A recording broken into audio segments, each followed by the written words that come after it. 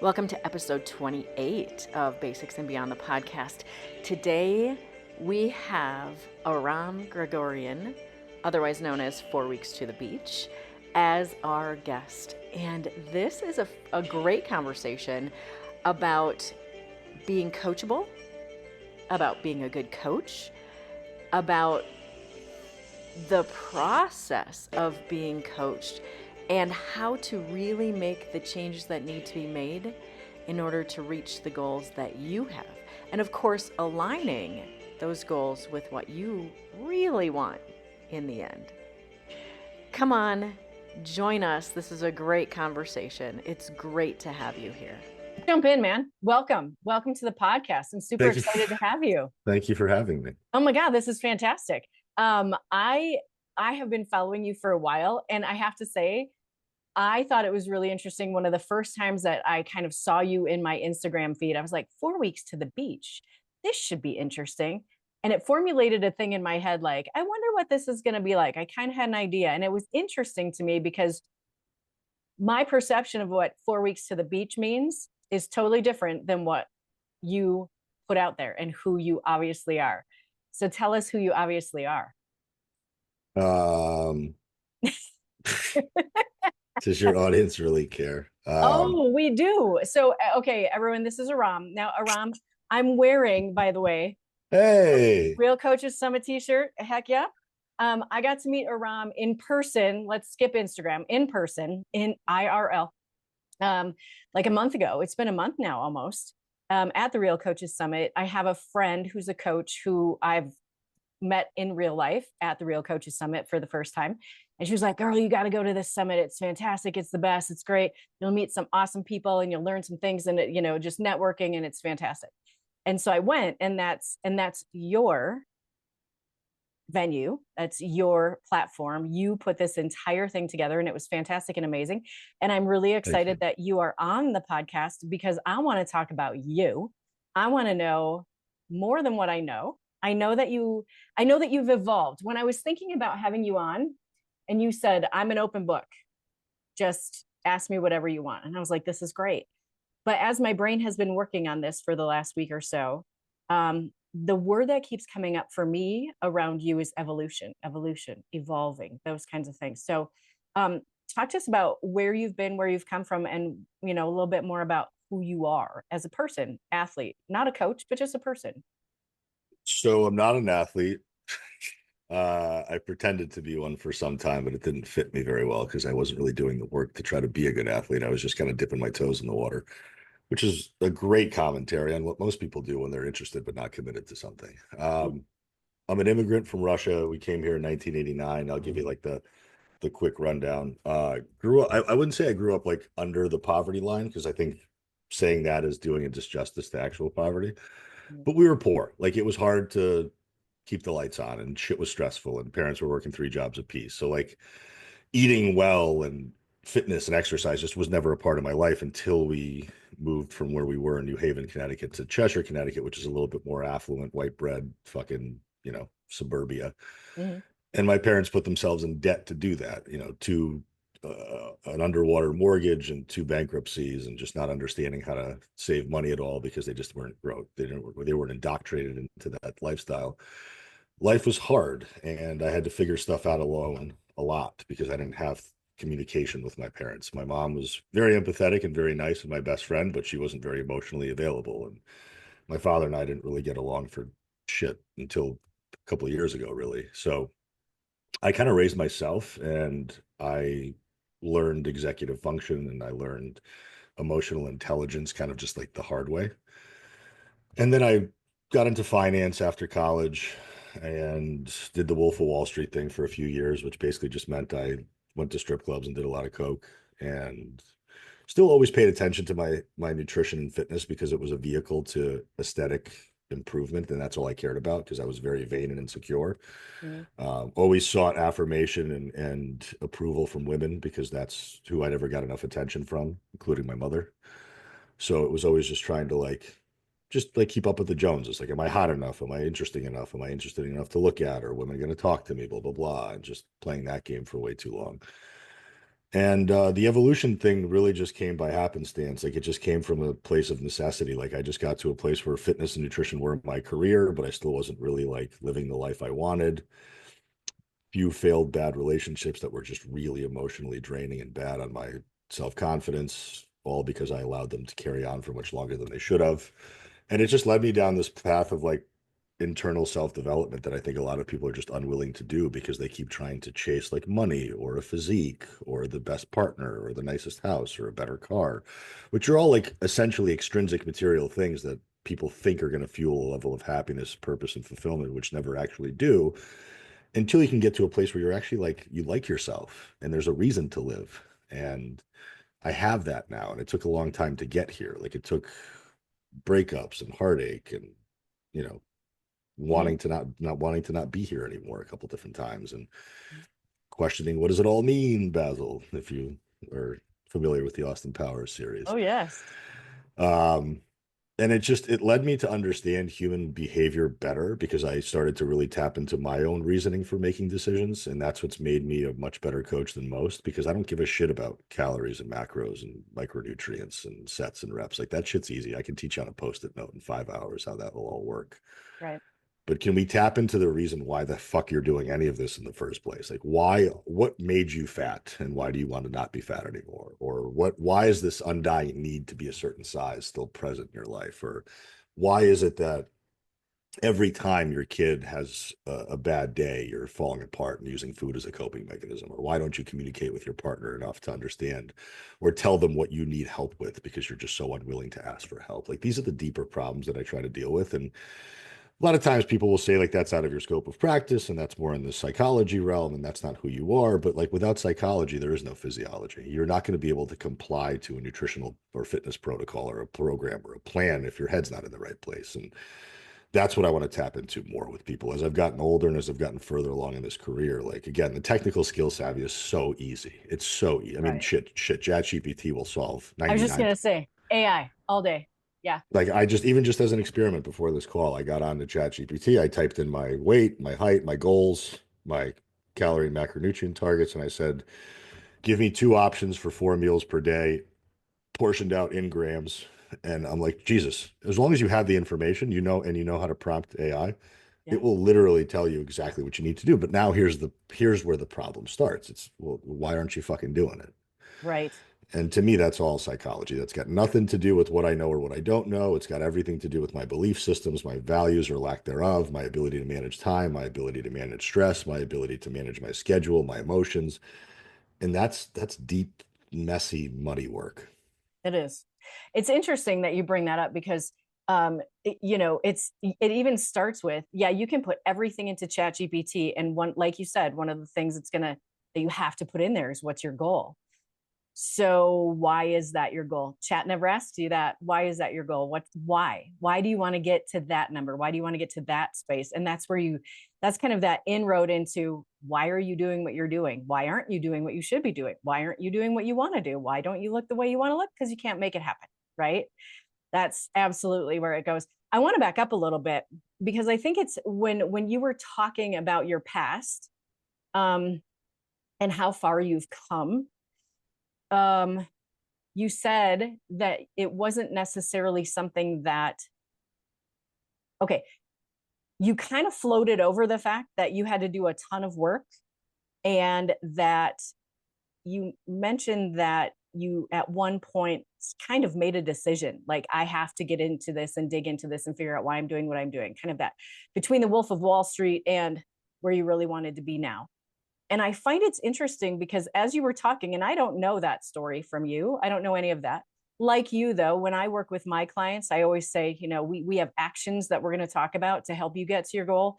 But what we're really going to be working on in every one of my conversations with my clients, really, we don't ever talk about macros and food. We talk about the why. What are you doing? How can I help? Why are we doing those things? When you were talking, I really got the feeling that because you're such a smart person, and you can see that just talking to you for 5 minutes, and you were emotionally, I think we're all born with a certain level of emotional intelligence. And I think yours may have been higher because you were able to move through those phases of your life, and you evolved, and those brought you to the space where you were able to say, wait a second, this isn't where I want to be, and this isn't getting me where I want to go. So do you look back on those times and go, I was still working on evolving, I just maybe didn't know it, it wasn't really in the forefront of my brain? There's certain things that I think we do as human beings that are just on autopilot because either their habit or their, you know, life quality of life altering responsibilities. Like you have to go to work, you have to take care of your children, you have to pay your mortgage, you have to pay your bills. Like these are things you just have to do regardless of how you feel about them. So they're just going to have to be put on autopilot, and they are what they are. Everything else is extra. You know, how much mental bandwidth are you giving to all these other areas of your life, and how much intention do you have behind them? And I didn't really have a lot of intention or a lot of emotional and mental bandwidth. I was just going through the motions of a lot of different things, and I was making the same fucking mistakes over and over and over again. It was, you know, she's the problem, meaning whoever I was dating at the time. It's like, no, she Mm, wasn't. She was just doing the best she could with what she knew. And I was reacting and responding to it poorly because I wasn't very healed or very emotionally aware, or I didn't even really understand what I wanted from a relationship. So I just kept being in bad ones. And it wasn't until the last bad one that I realized it wasn't her fault. It was my fault. I had put myself into a place where we were not communicating. I had put myself into a situation where work mattered more than anything else, and I wasn't making time for her, for communicating with her. She obviously wasn't getting what she needed, but didn't know how to communicate that either. So we were just living this life of like being roommates, which is what most people end up being. And they don't leave one another because they have children that they're obligated to being with. And then the children end up getting fucked over because you have two parents who don't love each other or communicate with each other, or have a healthy relationship with one another, and they're passing that shit down to their children, which is another story for another day for a lot of people, which I'm sure we can always talk about. But it wasn't until like I realized that there was stuff that was holding me back from just actually being happy. Like I would get momentary bits of happiness from doing drugs or having sex or watching TV shows or eating pizza. Like I was doing like pedestrian, just low level shit to make myself feel better. And I was equating that, quote unquote, to happiness, but it wasn't happiness. I wasn't jumping out of bed excited to be alive that day. I wasn't talking to people that were interesting or having good conversations. I was just going through the motions of life, which is what unfortunately a large majority of our population is doing. And they mask their distaste with the world or their distaste with themselves by just accumulating more shit or worrying about other people's problems, right? Like, I had a person attack me yesterday on Instagram all day long, just would not let up about the fact that I don't care about the poor and my content is only made for the wealthy and I don't give a shit about anybody. And I'm like, you saw one post, you took it out of context. You don't understand who I am as a person. You haven't looked at my body of work, which is 3,000 plus posts. Did you look at every one of them? No, you didn't. You saw one post, it triggered you. mm, You commented on it, and then you decided to not let up. And that's the way the world works, is there is no discourse, there's no conversation, there's no mutual understanding or arriving at some level of mutual understanding. It's always, I'm right, you're wrong, I don't care. mhm, As opposed to like everything in my life is gray. Everything is conditional. Love is conditional. Relationships are conditional. Needs and wants are conditional. Everything is based on the disposition that you're in that moment. And every time we make a decision, it's the best decision we can make in that moment because it's going to solve a problem we have in that moment. That's what people don't want to understand. mhm, So if you want to eat that bag of chips after your dinner is over and you're not actually hungry, in your eyes, in that moment, that's the best decision you're going to make. But in the morning when you wake up, you're not happy with that decision because your headspace is different in that moment. mhm. So it's like, can we understand ourselves a little bit better? And I know that's like foo-foo and woo-woo, and I Mm, used to be very much against all this stuff when I was first starting out in the fitness industry, because to me it was all about discipline and you suck and you don't need motivation and we all have the same 24 hours. Like I was that coach. I okay. was that trainer. I was a little bit more advanced than that to some degree. Like I had some empathy to some degree, and I faked it. I lied about it most of the time. And it was because I was working with affluent, rich women who didn't really fucking care, right? They were just, Right. I was an appointment to them that they were always late for. I got paid my $145 an hour anyway, and I didn't give a shit. But then I changed because I had to change because I wasn't happy anymore. And when I changed my values and my standards for myself, I elevated my values and standards for other people. And that's exactly how we started this conversation. I talked a woman out of working with me today because I didn't think she needed my help. You know, her problems are not going to be solved with better nutrition or better training. Her problems are only going to be solved when she does the inner work that I was willing to do, that I still continued to do. Mhm. And that's the thing, is like, just the same way you're going to have to meal prep your food for the rest of your life, and the same way you're going to have to keep trying to strength train, and the same way you're going to have to keep drinking your water and having a detention for bedtime and doing all that stuff, you're going to have to still keep trying to evolve as a human. Because if you're not, if you're the same person year after year after year, and you're not picking up anything new about yourself, then you're not living. You're just existing and waiting to die. And I refuse to do that anymore. And I've never been more afraid of death than I am now, because I have a life worth living finally. And before, I didn't give a fuck. Like, I would do an 8 ball of coke and I would stay out till 4 in the morning. I ended up in the hospital multiple times for dehydration and other dumb shit. And I was just reckless. I was reckless and I didn't care. And that's how most people live. There's a reason why people are fat. And it's not because of their mommy and daddy issues, because they should have to already be resolving those to some degree. That's their responsibility. It's because they fundamentally don't really care about themselves, so they allow themselves to make suboptimal decisions at any moment because it's convenient and easy, versus having to check in with yourself and see, okay, do I really want to eat the chips? Do I really want to have the cookies? Because I keep doing this over and over and over again and disappointing myself. So why do I keep doing that? Well, I don't really care. I'm just going to Mhm. keep doing it. And then I'm going to blame it on my hormones or my age or, or society or my Right. lack of income or the fact that I don't have a grocery store within a mile of walking distance from me. Like, I'll find every reason in the book to not actually look at myself in the mirror and confront the real problem. Right. And like you said, when you were talking about the female that you were speaking to on the phone prior to us getting on, most people are looking for the action. Just give me the thing. Tell me what to do. Tell me what to eat. Tell me when to eat. Tell me how to eat. Maybe it'll be intermittent fasting. Maybe it'll be this. Maybe it'll be that.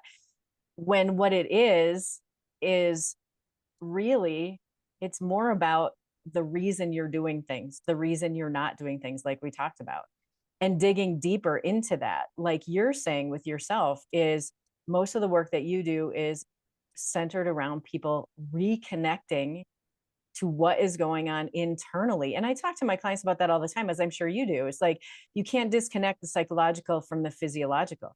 Like, your brain is encompassed in your body. Your feelings are part of that. Your body, your physiology is all part of that. And we have to address the whole human being as a coach as we move forward. I started as a macro coach, and you don't get very far. I mean, yeah, I mean, I have a client still who's been with me for 5 years, and we go through fat loss phases and building phases, and we do the thing and whatever. And she doesn't want to dig in. She just doesn't. And that's fine. That's her thing. That's great. But like I You said, got a mortgage to pay.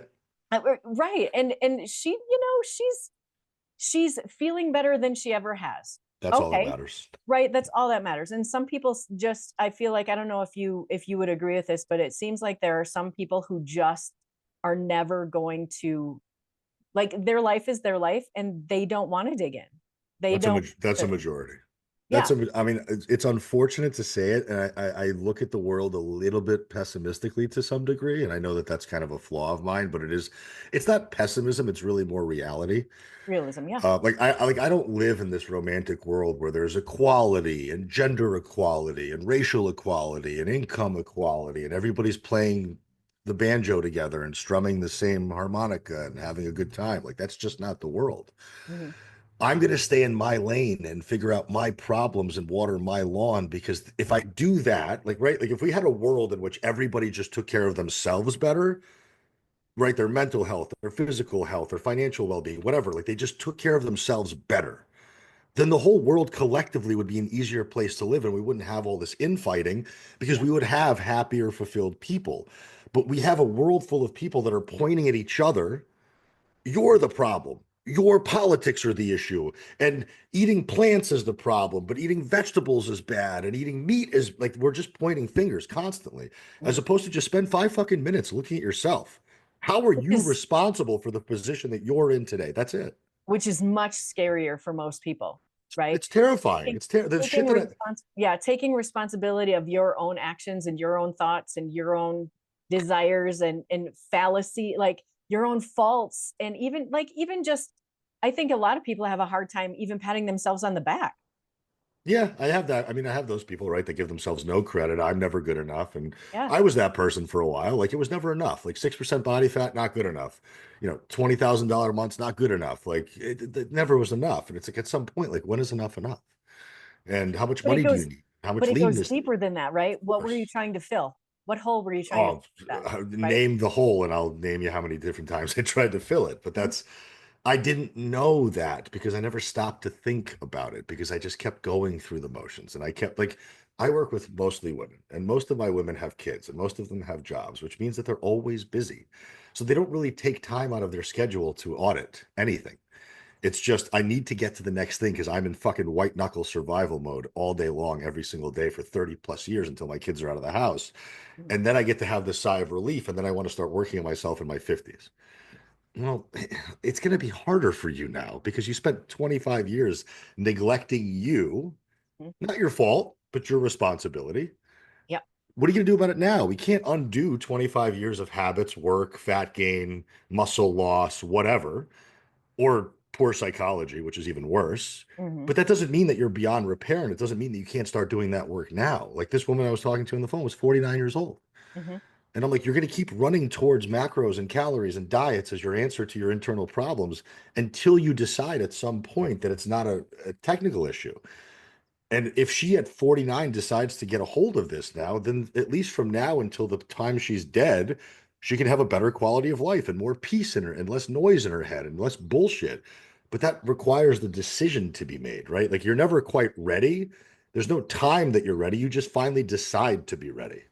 And it's gonna be muddy and it's gonna be ugly and it's gonna be fucking hard. But like so is everything else in life that you've achieved up to this Yeah. point. Like if you're a mother, how many sleepless nights did you have? How many times did you have to juggle a kid and a job and a relationship and managing a household? Like if you could do that, you Hmm. have the skill set and the ability to work on yourself. You just have to be willing to do it. Yeah.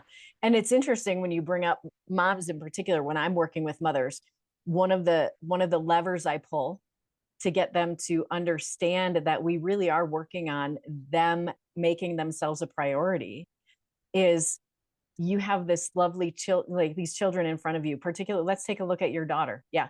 Do you want her to struggle with her weight her whole life? Do you want her to struggle with those negative thoughts in her brain and all the times, like think about all the times you have said nasty things to yourself about your belly, about not being good enough for anything or anyone or anything and having to do more all the time.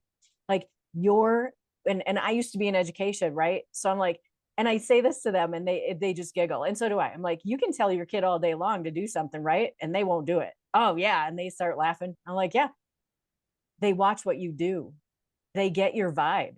They feel it from you. And if you're unhappy and you're always talking about your body and you're always doing this and that and always doing things for other people, never doing for yourself, like now you are growing someone just like you. Yeah, And and yeah, there's lots of good things that come from that because I mean, most of these women are great people, right? They're not bad people. They don't do this on purpose, but you have to understand that everything you do is seen by them, and all of the crap you've had to deal with, they're seeing all of that every day. And how yeah. are you going to address that? How are you going to make My it different for them? my favorite line is when people tell me that they'll die for their kids. And I always say, well, why don't you live for them? Live for your kids. Yeah. Like, don't die for them. You're gonna die eventually, and that's a shitty thing to have to face. Like, my parents are in their late 70s. I mean, you saw my parents at my conference. I Like, did. um, and that was a tough week for me. Like, my parents were both sick. My mother had a heart issue a couple days prior to being there, and just recently she's gotten better. But like, I'm at the point in my life where they're not going to be around for very much longer, and I try to maximize my time and my conversations with them and make them as pleasant as possible because I don't want to have to think of the next 10 years being a problem or having issues or complaining to them about my bullshit or listening to their bullshit. Like I want it to be pleasant. And I'd rather almost make it a fairy tale for the next 5 or 10 years Hmm. than have it be nasty and rehashing the past. So I just think that people don't have intention. They Hmm. haven't defined what it is that makes them happy, what their yeses and nos are. They Hmm. don't communicate properly to their partners. They're afraid of being judged by their partners or their friends or society. Like, you have to have really hard conversations with your loved ones, whether they're your parents, your friends, your partner. Like, if they're like I told my parents at a very early age, like they live in West Palm and I live in San Diego. So whenever I go visit them, like I go to the grocery store first. Mhm. I'm not going to eat what they eat because I don't want to, because I want to feel the way I want to feel. And if I want to take them out to dinner or breakfast, whatever, like we'll do that. But like if it was up to them, like I would be eating fucking, like salami and dried fruit and nuts all day long because that's what they eat. Right. And I don't want to do that. Like they would sit in the apartment all day long in the air conditioning. I'm like, no, let's go to the beach. Let's go walk around. Let's go do stuff. Let's go see the place that you live. Mhm. So I set that boundary. I set that standard because I communicated. But how many parents are chicken shit or how many kids are chicken shit and they don't want to talk to their parents like that? It's like I'm not being an asshole to them. I'm just telling them this is how I want to live. Yeah. You're more than welcome to join me. If you don't, cool. I will do it by myself. Like I don't want to sit here and rot in your apartment with you. Yeah. But also by you leading the way, maybe it starts to provoke them to do something better or think differently, right? Or if it's like a partner that you're having trouble with, like have you actually told them what it is that you like or want or what you need help with? Like you can't just assume that your husband's gonna instinctually want to take out the trash or unload the dishwasher. Like, did you ask him for help? No. Well, how the fuck? His default is not to do that. Right. So, like, if his default is I come home from work, I crack a beer, I sit on the couch, and I relish in my day of being a provider because that's how I was raised by my dad, he's not going to instinctually want to meal prep your food with you. He's going to park his ass on the couch until you ask him for help. And the more you ask him and communicate to him how important that is and how attractive that is to you, right? Because acts of service are a love language for some women. Sure. Guess what? Now he gets laid again. Like, you know what I mean? Like, so Hey, you didn't need HRT for that. you're right. Like all of these problems that people essentially manufacture on their own and then wonder why they have problems. It's like, because you never spoke up. And unfortunately, women tend to be people pleasers and women tend to be quiet and women tend to succumb to societal norms and pressures. Mhm. And then they wonder why they're fucked up at 50. It's because you just listened to everybody else for 35 years and never lived authentically for yourself. At some point, like the same way that you speak to your children and tell them what to do, get up and tell the world what you want from the world. Right. It's your responsibility. If you want to live life the way you want to live life, you're welcome to do that, but you Mhm. have to speak up to do so. Well, it's like you said with that intention Yeah. is, live your intention. This is what I want. This is what I want to do. Say what you want to do. Say what you want to say, and go out and live it. And so many people, life happens to them all the time. It just happens. And when we talk about, I talk about habits with my clients all the time, right? And people all the time talk about habits. It's like the habits you have right now, I guarantee you did not create those. You just came in with them, you created them in your family of origin, and you just continue to use them even though they don't serve you anymore. And I think that is the biggest, honestly, when we get into adulthood, that is the biggest source of discomfort within ourselves that we don't pay attention to. Is we have these habits, we have these core family coping mechanisms that we bring with us, and all of a sudden we become adults and they don't fit anymore, but we don't do anything about it. We're not connect. We just disconnect and we go, well, I'm just going to go to work. Well, I'm just going to go party. Well, I'm just going to go lay on the couch. I'm just going to watch TV. I'm going to play video games. I'm going to do I'm going to do everything else except look at what is really bothering me so that I can live an intentional life and make my choices that serve me. And then all of a sudden we're married to someone that maybe we fit and maybe we don't. Then we decide to start having children. And now we get even more distracted. And like you said, we come to 40, 45, 50, and now we're living a life that we didn't even choose. And we're 50 pounds overweight. Our thyroid's messed up. We're looking for a shot to fix us, right? Because we're blaming everything else when in fact we just turn on ourselves and say, and with gentleness, right? We have to look inward with gentleness and grace and say, all right, girl, what have you been doing? What haven't you been doing? What works and what doesn't? And take the time to do that. And I think as a coach, and one of my questions, one thing I wanted to talk to you about is like, when I look at coaching and where it's been and where it's going and where we are at this moment, I think my own belief is that that is a misconception I see from people about coaching. Like this woman you were just talking to, is it's macros, it's workouts, it's, that kind of a thing. It's accountability, as opposed to what really works as a coach is what you do, what I do. Is that do you feel that's where kind of coaching is? We're kind of at a precipice of something different coming up. Do you feel that or no? I think it's always been here, and I think the good ones have always done that. So they've always been ahead of the pack. Like I don't believe that the market's saturated. I don't believe that it's hard to be a good coach. I don't think it's hard to make money in this industry. I think it's just some people are good at it because they're doing it the right way, and some people suck at it and they don't do it the right way. And I think a majority of people suck at it. But again, it's because they haven't done the work. Mm. Like the coaches haven't actually gone through the muddy, messy middle the way that they want their clients to. It's like, well, we'll just do better next week. It's like, well, why aren't you doing better? Well, how are you challenging yourself? Like you got your initial certification and now you've learned nothing else. And you haven't been mentored by anybody, and you don't go to conferences, and you don't go to seminars, and you don't read books, and you hide behind Instagram, and that's all you do. Like that doesn't make you a good coach. It just makes you another dancing bear. Right. So to me, it's again, I'm 41 years old. Like I'm not one of these 27-year-old kids who's got a backup plan. Like this is my whole life. If this doesn't go well, I have to go fucking drive Uber until I can figure it out. Mm-hmm. So I'm not going to tolerate being bad at what I do, and I'm not going to lower the bar, and I'm going to do as well as I possibly can and serve my people to the highest level because I understand that their problems don't stem from their lack of knowledge. Their problems stem from lack of practice and lack of identity and deep emotionally rooted issues, not because they don't understand what lean protein is. Like everybody fucking knows what that is now. Yeah. And this girl who berated me on Instagram the other day is talking to me about like food deserts and all this other bullshit. I'm like, I'm not talking to those people. I'm not talking to the poor, disenfranchised people in the middle of Baltimore. They're not watching my Instagram content. Right. They're You know not what I doing mean? that. Like they have bigger problems than fat loss. They have bigger problems than body composition change. Like they're worried about making ends meet and surviving every single day. Like, is the system fair? No, it's never been fair and it never will be fair. I was on food stamps. It's not good access to food, No, it's but not. it's the best you can do. And if you need to, you'll figure it out. Like we didn't stay on food stamps long. Mm-hmm. My father walked up and down fucking El Grasso Boulevard in New Haven, knocking on every door and saying, I need job in broken English with the little bit of words that he knew.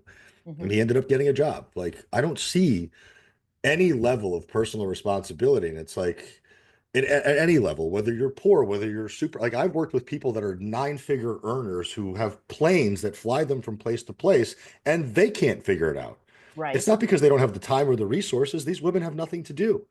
They literally get up at 7 o'clock in the morning because their kids get taken to school by their nannies or their employees of the house. They don't have to cook, they don't have to clean, yet they still have every problem that a woman who's got 3 kids and is a single mom has. Why? Because they don't give a shit. Because all they care about is like, how do I get through my day and self-medicate? Because I'm in a relationship with a guy who's never talked to me in 6 years because he's too busy making money. Mm-hmm. So it's like we all have like it's not a trauma competition. Like I never want to sit here and be like, well, your problem is less important or less problematic than that person's problem because everybody's problem is their biggest problem. Mm-hmm. But I don't care about the problem. Like I'm tired of hearing about people's problems. I want to hear about the solution. What Yeah. is it that you're doing to fix the problem? Or do Right. you awareness is prevalent. Like we live in a time now where mental health awareness is at an all-time high and everybody's aware, everybody's woke. But what the fuck are you doing about it? Like, are you act like this woman? I know I have body image issues. Cool. What are you doing? Right. What are you doing She's weekly to like, I'm address that calling problem? you. That's what I'm doing. Like, well, that's not like I'm not you telling me you want to diet for 8 weeks heading into summer is not solving your body image issue. Right. It's exacerbating the problem. Mm-hmm. It's feeding into the same narrative that got you to this place in the first place. Like, this is what I'm tired of. And I'm not going to be quiet about it anymore. Like, I don't give a shit what anybody has to say. Mm-hmm. I'm going to listen to the people who are smarter than I am, who I believe in. I don't care about politics. I don't care about religion. I don't give a shit about any of that stuff. What I care about is being a good coach to help people solve relatively basic problems with their nutrition and their fitness, and then unlock why it is that they can't do what they know they should be doing. That's it. Right. Yeah.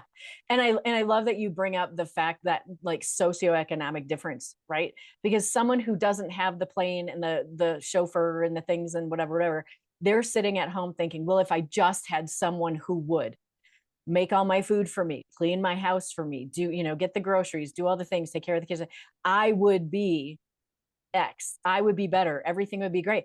And that's not true because you're still who you are on the inside. You're still fighting the things you're fighting. You're still, you still have the same habits you had. You still have the same habits of mind that you have. And I think that's a really important piece to what you're talking about is that you're working with people on mindset. Like, how are we shifting how you're thinking about yourself and how you're thinking about your place in the world? And how are you, and it's not just the thought right? Because people go, oh, like I read this thing on Instagram and now I'm thinking about it. It's the awareness you were talking about. It's like, great. Now what? What are Yeah. you one small thing? Let's just do one small thing, because you can sit all day and read everything you want and never make progress towards your goals because all you're doing is sitting on your ass Yeah. Yeah. I mean, waiting that's for why someone else.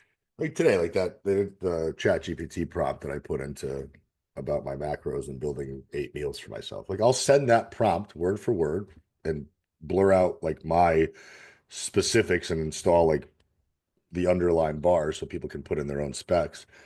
And that's a suggestion for them. Or I'll put out an email tomorrow. I'll say, hey, if you're struggling with your all or nothing mentality, here's 3 prompts you can use in Chat GPT to start to understand yourself better and why it is that you keep thinking that it's going to be all in or all out. Mm-hmm. So it's like there's so many resources available to us now. And I think coaches don't understand how to fulfill their clientele base and how to create a good experience. Because like, let's be honest, 20 to 30% of our clients will achieve their fat loss results. Mm-hmm. Maybe. So that's 70% that we have to accept won't get results. Not because we're not trying as coaches or we suck at our job. It's because that they're just not mentally prepared to do the work inside or outside to make it happen. So as long as we can create at least an enjoyable experience and a supportive community and a supportive system of accountability, guidance, and empathy for them, then at least they'll stay in the system for longer, which will increase their likelihood for results or change of some kind. And Yep. that's all I care about. That's why I make my coaching as affordable as humanly possible, Mm-hmm. despite the psychopath the other day telling me it wasn't. Clearly she just doesn't understand the industry. Like she doesn't realize that coaches charge $1,500 a month. Like she Right. doesn't know that, right? Like there's plenty of coaches I know who couldn't coach their way out of a paper bag, who charge 3 times what I charge and have 10 years less experience than I do.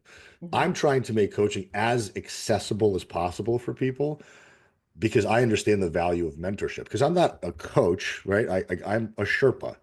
Like most of my, like I'm not that far away from my clients as far as age. Like my clients aren't 70. Some of them have been, which is cool.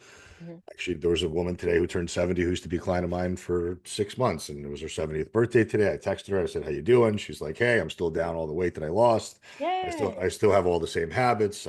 Still happy with all the work that we put in. And I'm still like that to me is like, holy shit, I left a mark on somebody's life. Like she may die 5 years later than she should have because of our work together. Like that to me, Right on. Yeah. there's a Jewish proverb which is you save one life, you save the world entire. Mm-hmm. And I truly believe that. Like I posted something about this yesterday. We're on the front line of healthcare. We're preventative medicine to some degree. Like, yes, we don't know everything about endocrinology, nor should we. We don't know everything about digestive health, nor should we. But we know enough to understand how to have these conversations and how to steer people in the right direction. And Mm-hmm. hopefully we have the resources and the network to be able to ship people off who need help deeper than what we can give them. That's a good professional. Like that's somebody who's covered their bases. That's somebody who gives a shit. That's somebody who's doing it with integrity. That's somebody who's not just doing it for the money. And I think if we had more of that, it would be easier to make money as a coach. It would be easier to use this as your sole way of making money and having this be your career path. But because we're looked at as jokes and as grifters and as used car salesmen, it's hard to have credibility and earn trust in this industry because there's so many people doing it wrong. So that's a great concept and a great topic to talk about. What do you do and how do you build that trust with people who are looking at you as a coach, that you're not a grifter? What are the things that you focus on in order to make that happen? Authenticity and consistency. Like that's all it is. Like I show up every day on Instagram. I answer every single DM. Mhm. I answer every single text message, and I give everybody the time of day who asks me anything about anything. I don't brush anybody off. I don't dismiss their questions. I don't say like, sign up for this or pay me that before I say anything to you. Mhm. Like I'm doing this because I'm genuinely trying to understand because the more people I talk to, the more problems I'll understand how to solve better. Right. So to me, it's exposure. Every time somebody asks me a question or leaves a comment, like that's a rep. That's another Yes. rep for me. That's another way to increase my skill set. Whereas I think a lot of coaches are like, oh, I don't have the time. It's like, well, just manage it better. Like Mhm. I have 110 clients by Mhm. myself. I don't have assistant coaches. I don't have VAs, nothing. Like now, granted, I'm a 41-year-old previous finance professional. So I have like a real life skill set that most people don't have, which is I understand business 101 and Sure. I understand how to be an adult, which apparently escapes some people today.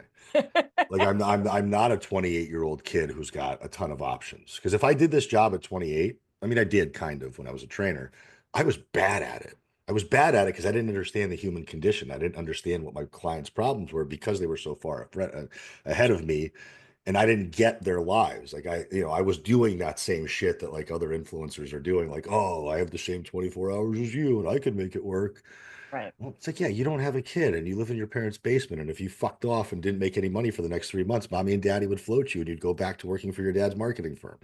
Sure. Like Susan doesn't have that cushion that you do. When she doesn't go to work, her kids don't eat anymore. Hmm. And their kids get taken away from her. Like that, she's got a different problem than you have. So to me, it's like just are you showing up consistently? Do you Hmm. understand your audience? Do you put out practical, helpful information?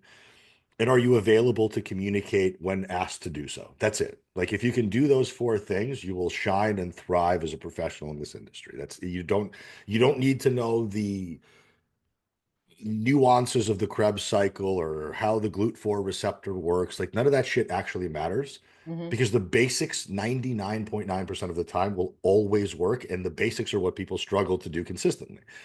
So that's it. Like, do we need to know GLP-1 drugs? Yeah. And how they work? Sure. But like, does it matter to most people's, like, no, they're not eating 4 times a day.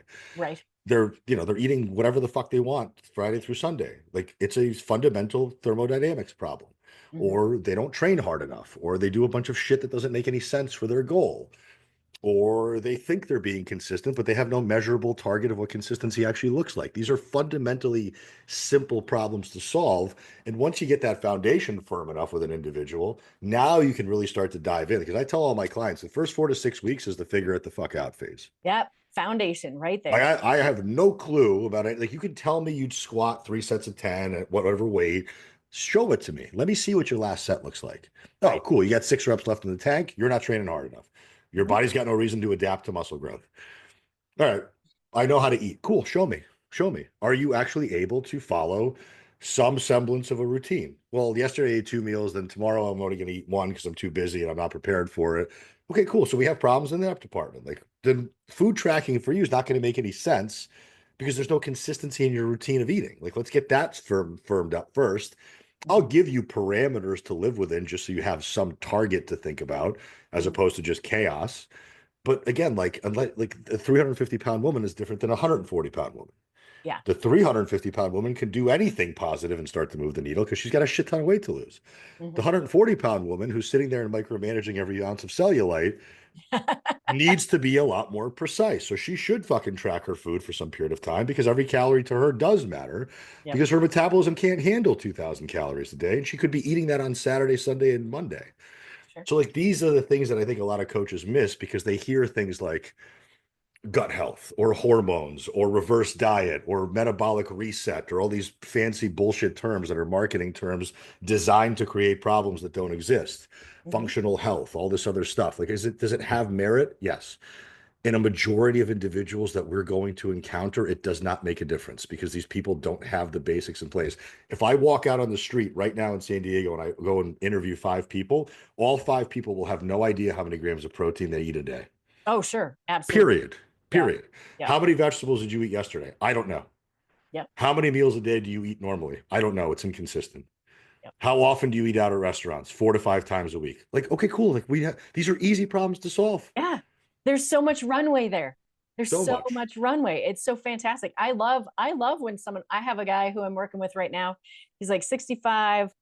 He started working with me as a realtor. And I was like, he's sends me what he's been eating. And I'm like, it's all like fast food. He's a realtor, man. He's busy. It's springtime. And I was like, this is great. And he couldn't believe it. He's like, oh my God, you're not disappointed in me and you're not judging. I'm like, hell, why would I judge you? No. I'm not disappointed in you. Absolutely Nope. not. I'm like, this is fantastic. We're going to see some real progress real quick because we're just going to take it back to the basics. And we always have to take it back to the basics and the foundation if we're going to progress. And it's interesting you bring that up. I was talking to a fellow coach who hired her own coach for the first time. And that coach wants her to do a GI map and all these things. And I'm like, what are you eating? Like, do you have labs? Yeah, I have labs. Show me your labs. Let's just take a look quick. Let's just see. Like, And what's your stress like? Like, what's your life like right now? And how are those things going? And it's fascinating to see the difference in how people coach. Like, I come from a space of, like you, I grew up, I was anorexic, I was bulimic. My household was crazy with an alcoholic. I spent my life, trying to do all the things that I thought I was supposed to do. I was a trainer forever. I was in education. I did all the things. And it's like, really, there's so much information out there. And for me, it's like, I'm going to boil it down for you as an individual, because I spent 30 years of my life. I'm 54. Like, I spent 30, 35 years of my life doing everything all the new things that came out, looking for the magic. There's no magic. It's not magic. The magic is in looking at who am I and what's working for me, and then sifting through the information. And as a coach, being able to apply it for someone so they don't have to spend 35 years. Maybe they spend 2 years, right? Like, shorten that time frame. That's what people are looking for. Shorten the time frame for me. Yeah, we're just able to look around the corners and see things before they see them, because we've seen that movie before. We know how to resolve those issues. And I think the shiny object syndrome thing is going to only get worse. There's actual entire companies that have actually shut down, claiming that GLP-1 drugs were the reason why they closed, like Eat to Perform, which was a company that used to work, was a nutrition coaching company for CrossFit athletes, specifically that demographic. They shut down and they released a press statement saying, like, well, weight loss drugs have impacted our ability to coach people. No, the fuck they haven't. No, I know how you guys coach. And you had shitty coaches that were shaming people about their weight and shaming people about what they ate. And if they weren't completely perfectly on plan, you would tell them to work harder. And that was the only way you guys coached. You closed down because you sucked at coaching. Right. I have plenty of people on GLP-1 drugs. I tell them, great, I'm happy that your food noise is going to be lower, because that'll be easier for you to comply to not overeating. That's fantastic. I'm excited that you're on this drug, but we have to train 3 times a week at a minimum to be able to keep your muscle mass on. We have to eat at least enough protein to facilitate muscle protein synthesis so we don't, experience sarcopenia.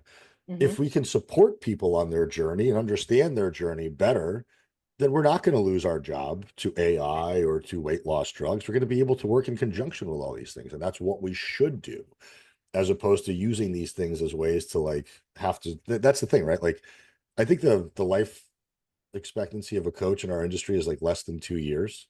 Oh, wow. I think Really? it's actually even like significantly less than that. Like by the time you're 2 years in, the people that started alongside of you, like 80 or 90% of them are gone.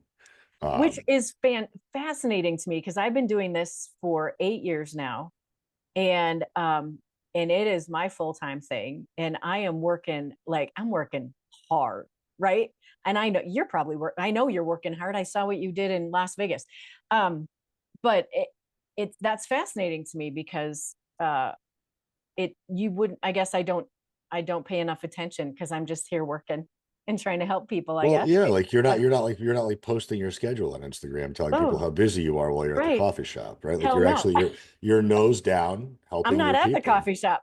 No, like Right. I moved to San Diego in 2021 with this romantic vision that I would be at a coffee shop by the beach on my laptop, having that proverbial lifestyle. And I think I've put my feet in the water in San Diego 4 times in 5 years, 4 years, whatever it's been since I've been here, because I'm in front of my laptop 90% of the day, either researching something, coming up with material to give to my clients, finding ways to target new audiences, trying to build my reach, trying to increase my ability to earn money for longevity of my family and my financial well-being. Like, I'm doing everything I possibly can Mhm. to improve my skill set and my well-being and the well-being of the people that I work with. Whereas, like, and I live in a beautiful place. Like, it's always perfect out here. Like, I could be walking my dog 7 times a day. I could be by the boardwalk all day long. I could be doing all the shit that influencers do, which is take a bunch of pictures and do nothing with your life outside of just showing people how amazing your life is. But that doesn't help Mrs. Jones, who's 50, who's struggling with the 40 pounds that she wants to lose. Yeah. Me posting about my schedule and how busy I am doesn't help my audience. Right. Me showing another workout of me deadlifting outside of maybe inspiring people to go deadlift isn't helping them understand why they should be deadlifting. Yeah. But unfortunately, and this is where we have to put personal responsibility back on the end user. I educate with a lot of context that a lot of people don't want to listen to. Hmm. And I have a couple of coaches who I work with, actually, Carmen, who sandy haired lady, she was at my event as well, pretty jacked. Oh yeah. She was at the event. She's from Canada, and her biggest problem when she delivers information is it lacks context. Like she had sent me something today where she was done with one of her sets, and she was talking about how carbs have helped her, specifically eating more carbs has helped fuel her workouts better. I said that's a great message, but understand that not everybody needs more carbs. Right. Like not everybody is suffering from a lack of energy. Like you're very lean, you're very Mhm. muscular, you eat very well, you eat very consistently. You know how many grams of carbs you're eating and how many grams you weren't eating. But some people don't need that message because if you tell them to eat more carbs, they're going to start running out and eating more bread and more cookies and more donuts. And they're going to be like, well, I'm going to be training harder and building more muscle. It's like, well, no, you're going to get fatter. Right. Give me all the So Pop-Tarts. like Someone told me to do it. paint with context. Like if you're going to explain what you're doing specifically, that's the thing. Like I don't really talk about what I do because it doesn't fucking matter. Right. Like I'm 41 years old. I'm on TRT. I've been muscular since I was 15 years old. What the fuck I do doesn't matter to my clientele base because they don't live that lifestyle. Yeah. So it's unfair for me to be like, well, this is what I eat in a day. Well, yeah, you can't eat 3,500 calories a day. Right. You can't go and fuck around on the weekends like I can because you don't have the metabolism that I've earned over 26 years plus of being consistent with my nutrition and building muscle without ever going into a fat loss phase, period. Because I've never been fat. Right. I've never Yes. got like I was very doughy as a kid and very weak, but I was never fat. And I was never fat because I lived a lifestyle that was against me being fat, period. Like I just didn't do it. And how many people do you know, especially women that you work with, have never been in a deficit or in a diet? I I mean, mean, well, I mean, I think the problem is too many people have thought they were in a diet well, there's that. Right. and they've never actually measured whether or not they were in a diet because the evidence of being on a diet is losing fat. It's not that hard. Like if I don't care if it's paleo, keto, fasting, whatever, if you're doing that thing and you're seeing the scale come down, and you're seeing measurements change and clothes start to fit better, like there's your evidence that you're dieting. But should you live that way chronically? No. Like No. you should find out how to live at maintenance behavior always to always be facilitating health and flexibility and reasonability. And then when you want to go through certain cosmetic changes periodically for very short, brief periods of time, which you have to understand are going to be wildly brief and unfortunate, then you have to understand that every single time you diet, you're chipping away. And every time you stop dieting, you're trying to build back. So if you're net positive muscle and net negative fat throughout the course of your lifetime, which is what I did, then you get to do whatever the fuck you want at 45. But most of these women haven't lived like that. They lived in the dieting era and the diet culture era and the cardio era and the lift light with high reps era, which did Yeah. nothing for their metabolism, did nothing for their muscle mass, did nothing for their mental health. And now they're like, well, I'm trying to undo all this shit now. It's like, well, if it took you 20 years to get here, Mhm. at least a third to a fifth of that time needs to be dedicated to relearning how to live. Right. And that relearning how to live is tough because, like you said, they did all those things. I mean, I did all those things. I did all those things. And to change that thought process of, okay, those things aren't going to serve you anymore. Obviously, not going to get you where you want to go because you're not where you wanted to be. So let's change that and slowly change that mind. Man, that's a fight. That is a fight. And it's not, I mean, as a coach, yes, it's a fight for me because I'm having the same conversations or I'm trying to find different ways to have the conversation, presenting different things in different ways, showing them different. But for them, and that's what I feel. I mean, I think that's the part I feel so sad about when it comes to my clients is I know where that comes from. I've felt that. I know those things. And it's like, girl, if you just believe me, if you just believe me, this, you're going to feel so much better. Like just this one little thing, let's change that mindset about, because then all of a sudden they're like, yeah, I went for a run yesterday. I just know I have to do more cardio. It's like, no, no, no, you don't have to do it. So it's changing that mindset and changing, the belief system, which is really hard, which goes back to what we were talking about is like really digging in and finding what works for you. Why are you doing the things you're doing? Paying attention to the fact that it actually isn't working for you. Like you said, right? You spent decades doing these things that got you where you are. Okay, let's try something different. Let's try something different and see how it feels. And I think particularly as women who are in their 40s and 50s, you said you generally work with women now who are around that age. I think it's even more challenging because we haven't built the muscle we needed to build. And so, and I look at, and briefly wanted to mention this. When I look at GLP-1s for women of this age group, I think they are beneficial to an extent and to a degree and for a certain amount of time. And like you said, we also have to look at, if we don't have that muscle on board, man, we got to hit that hard.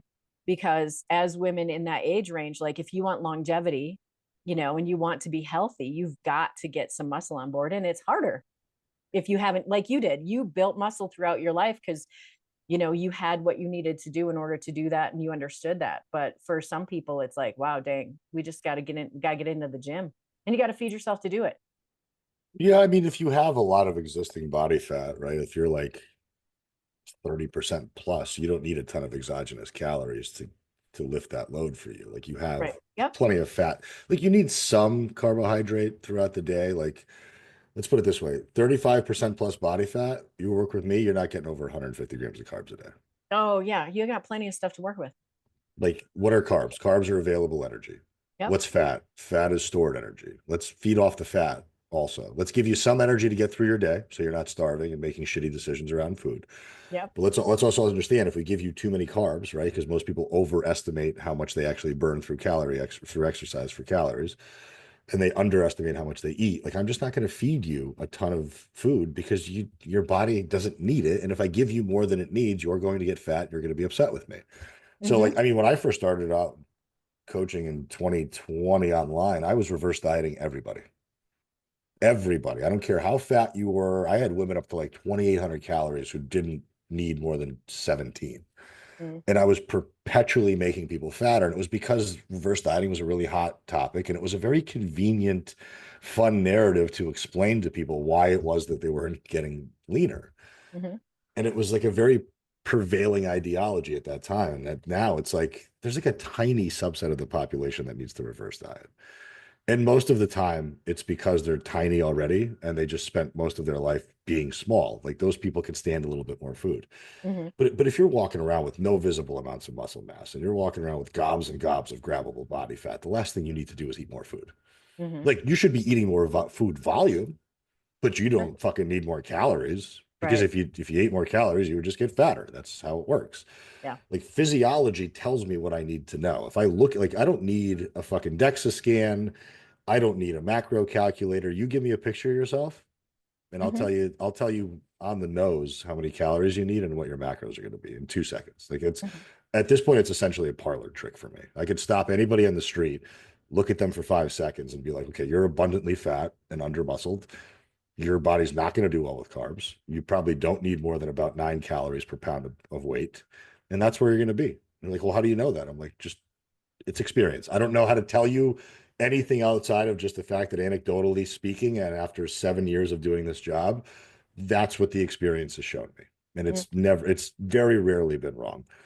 And that's the human component of coaching that so many people are missing. It's like, well, I have to rely on science and PubMed and all this bullshit. It's like, yeah, but science is still being worked on every single day. We're essentially disproving hypotheses on an hourly basis. And if I Right. wait for science to tell me how to do my job, I'm going to be waiting for a long time while people are getting upset and more upset and more upset and fatter and more upset. And like, I'm not going to wait. I'm going to use the basic science that we already know. Right. And I'm going to apply a ton of anecdote to it. And hopefully I build enough bank of a grace and enough trust in my audience that they know that I have their best interest in mind. All my certifications at this point have lapsed. Like I don't Right. go for certifications anymore. I don't give a fuck. I don't need CEUs. Yeah. And to me, like, I'm going to go learn from professionals who are further along the road than I am. I'm going to get mentored by them. I'm going to pay them for Zoom calls to teach me about client cases that I don't know about. Right. I'm going to go to rooms that are full of people that are smarter than I am, not to learn how to business coach or not to learn how to market, but to learn how to do coaching better, how to fix fat loss problems, how to fix muscle gain issues, how to fix physiological issues. Like that's what I'm going to go learn. And then that way I don't have to worry about selling a product because the product's good. Absolutely. And then you get the referrals, right? You got Yep. people coming to you all the time. I think that's fantastic. So last thing, okay, I don't want to keep you. I know it's been like an hour, and I know you're super busy because you just I'm not you just told us how many clients you have. I mean, come on. If I work 20 hours a week, it's a lot. Oh my God, I need to talk to you more then. I work all the time. But I mean, I work all the time because I'm thinking about what I do for work, and I'm answering this all day long. But that doesn't, there you I go. don't like, I'm a blue collar guy. To me, work is like shoveling or like Oh, see, yeah. Yeah, fixing a yeah. roof. Like me standing in front of my computer and my air conditioning isn't work to me. Right, yeah. And that's I think that's an interesting thing too, is that the way that that coaching, I think when we coach like we do is different, is that we're constantly thinking about our our clients, right? We're thinking about, like, if I come across something on Instagram or I come across something on PubMed, I'm like, oh, I get like 5 names that come in my head and go, oh, I need to pay attention to this for these people or this thing. It's more about the thought process and how often we're spending our time, having them on our mind and in our heart, right? And how we're working with them, for That's sure. it. That's Yeah. availability. That's intention. Like I know who's like which clients of mine have a death in the family or have a sick parent or have a kid who's got baseball fucking tryouts for the next 3 weeks. Like I know about their schedule to some degree, and I ask them to tell me when they're traveling or when they're going to have times in their schedules that are crazy so we can prepare for it. Again, it has nothing to do with macros, has nothing to do with sets. It has Mhm. everything to do with, are you managing your time and your life in a way that's going to make sense? And am I supporting you through those difficult times? That's it. Like it is, like I don't need to check in on 110 people every day, even though I do send out a text message every day. Mhm. But I know who the problem children are. I know who needs a little more TLC, who needs a little bit more of an ass rub that day. Like I know who to give that to. And Mhm. I know who also needs the fucking periodic kick in the ass as well. Absolutely. So if you were going to leave us with one bit of information around coaching, around being coached, around the industry, anything having to do with anything we talked about today, for anyone listening, what's that was the thing that you want them to take away today? Like You know deep how, like, philosophy. I know, like, I think about that when I went to like the Real Coaches Summit. I always wanted to make sure that every session I sat in, I took away one thing for sure. And Always. did you?